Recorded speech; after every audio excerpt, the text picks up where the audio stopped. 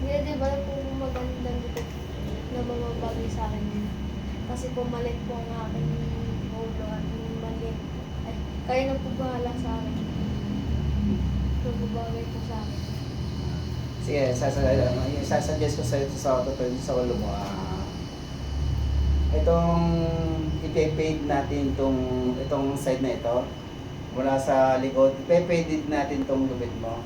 Bago, ititrim natin itong bahagya, itong ibabaw mo para bumagay dito sa hugis ng ulo mo. Kasi ang ulo mo medyo maliit na payat na konti.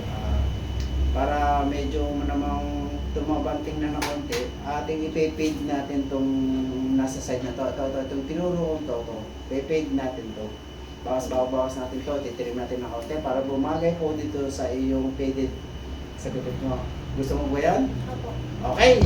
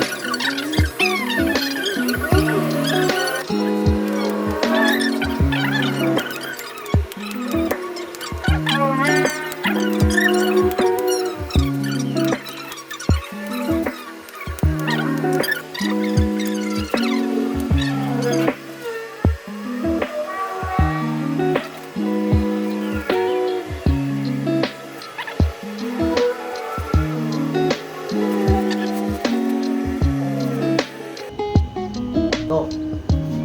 David, maraming salamat po. Bumagay po sa akin ng gupit ko po at lalo po ako pumogi at malinis po ako tingin. Thank you po, Kuya David.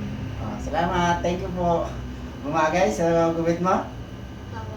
Yes! Yes.